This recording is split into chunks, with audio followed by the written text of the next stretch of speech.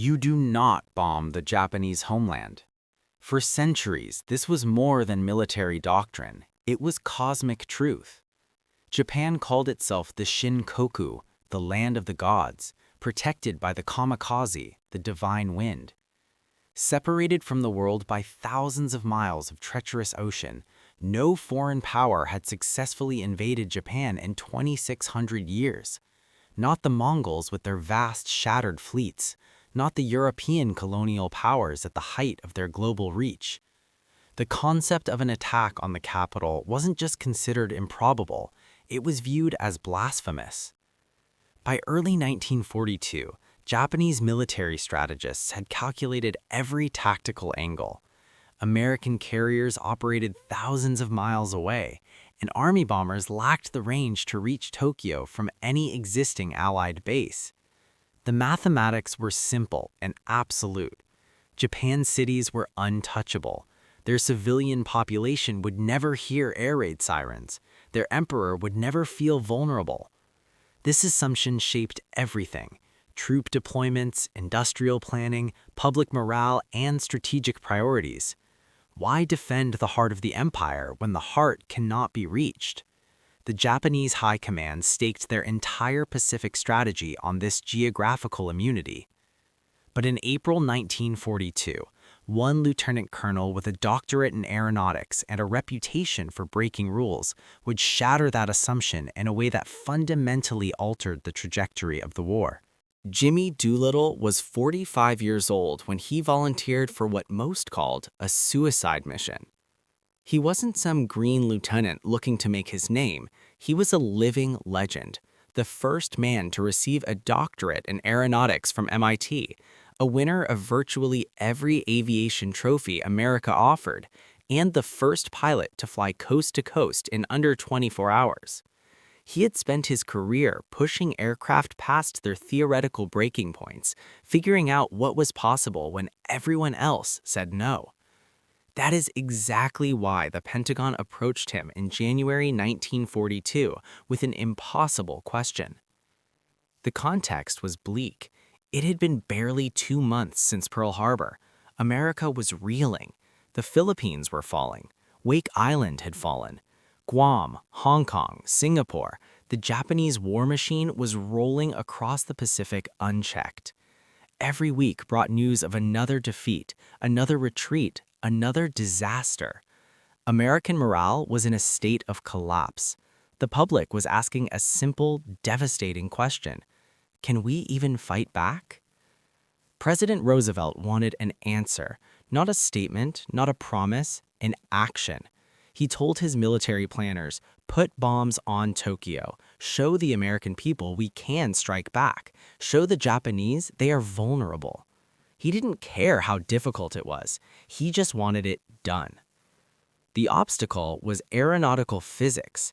Standard Army Air Force bombers like the B-17 or B-24 required long paved runways. Aircraft carriers could not accommodate them. Conversely, Navy dive bombers could launch from carriers but lacked the range to reach Japan in return.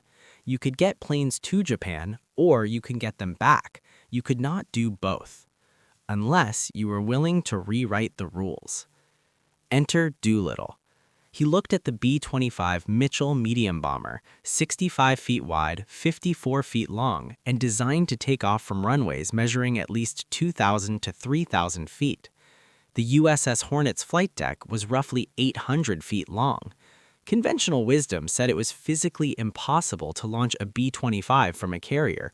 The aircraft would simply roll off the edge and sink. Doolittle spent weeks at Eglin Field in Florida proving conventional wisdom wrong. He stripped out every non-essential pound: armor plating, the heavy bottom gun turret, and the liaison radio. He added massive rubber fuel bladders in every available inch of the fuselage. He experimented with flap settings, throttle combinations, and rotation speeds. His pilots practiced taking off from runways marked to simulate a carrier deck: 500 feet, 400 feet, then less. They learned to release their brakes only when at full throttle, to pull up the instant the wheels left the deck, and to trust Doolittle's math over their own survival instincts. On April 2, 1942, 16 B-25s were craned onto the USS Hornet at Naval Air Station Alameda. Each aircraft carried 4 500-pound bombs and 1,100 gallons of fuel. The crews, 80 men total, knew the mission was one way. They would bomb Japan, then fly west to land at friendly airfields in China. If they ran out of fuel over Japanese-occupied territory, they would have to bail out. If they ran out over the ocean, they would die. Doolittle briefed them with characteristic bluntness. This mission is highly dangerous. It's entirely voluntary. Anyone who wants out, no questions asked. Nobody moved. The plan called for launching 400 miles from Japan, close enough for the bombers to reach China, far enough to keep the carrier task force safe. It was a razor-thin margin. On April 18, 1942, at 8:20 a.m., lookouts on the Hornet spotted Japanese picket boats. The element of surprise was compromised. They were still 650 miles from Japan, 250 miles further than planned. Every bomber now lacked the fuel to reach the designated safe zones in China. They would almost certainly crash in the mountains or ditch at sea. Admiral Halsey signaled Doolittle, "Army pilots, man your planes." The wind screamed across the Hornet's deck at 30 knots. The carrier heaved through 12-foot swells, spraying salt water over the fuselage of Plane 1. Doolittle's B-25 rocked on the deck. 31,000 pounds of metal, high explosives, and volatile fuel straining against the wheel chocks. The deck crew marked a white line, 467 feet. That was all the space Doolittle had.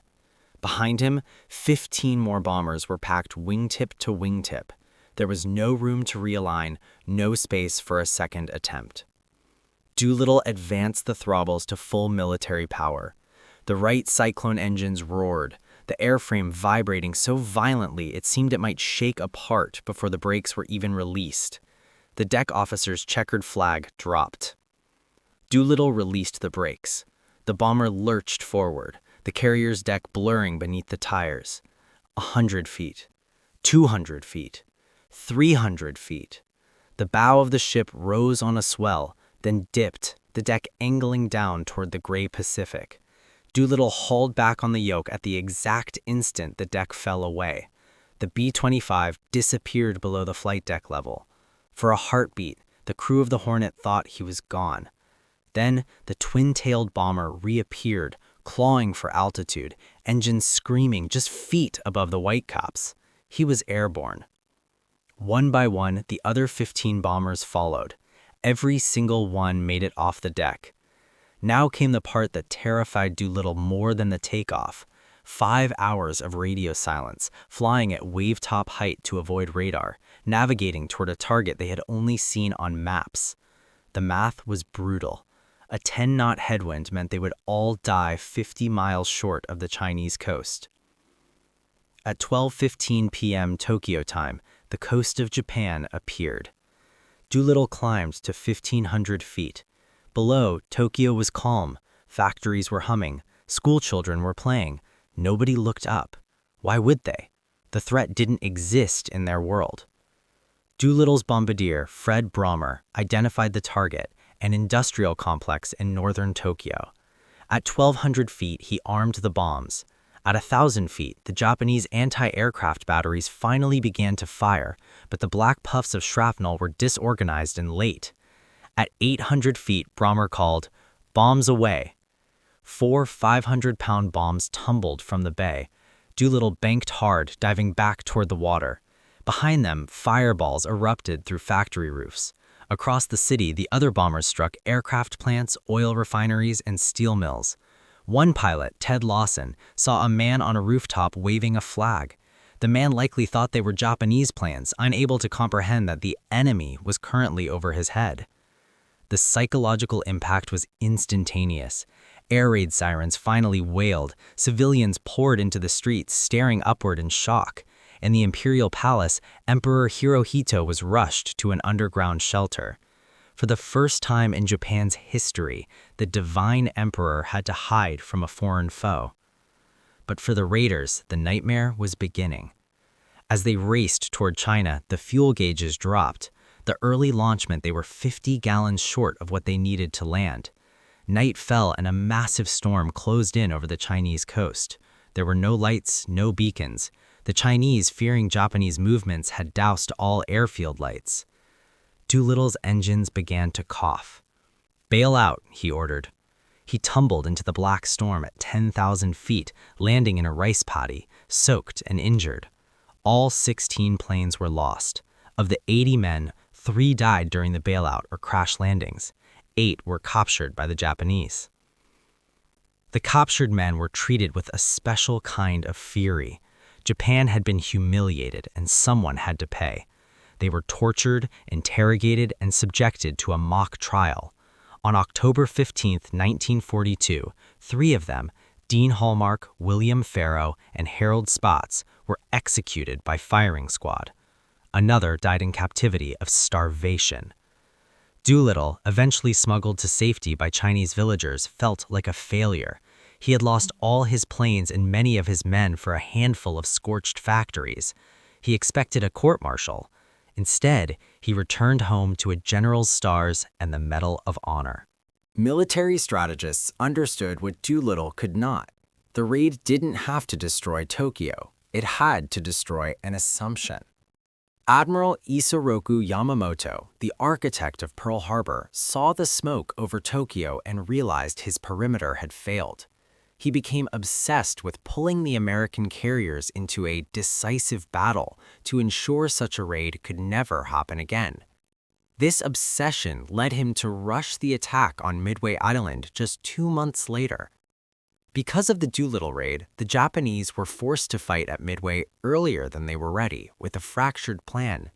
They lost 4 fleet carriers and the core of their naval aviation strength. It was the turning point of the war, and it was a direct consequence of the panic Doolittle had caused. Furthermore, the Japanese army launched a horrific retaliatory campaign in China, the Zhejiang-Jiangxi campaign, to destroy the airfields the Americans had intended to use.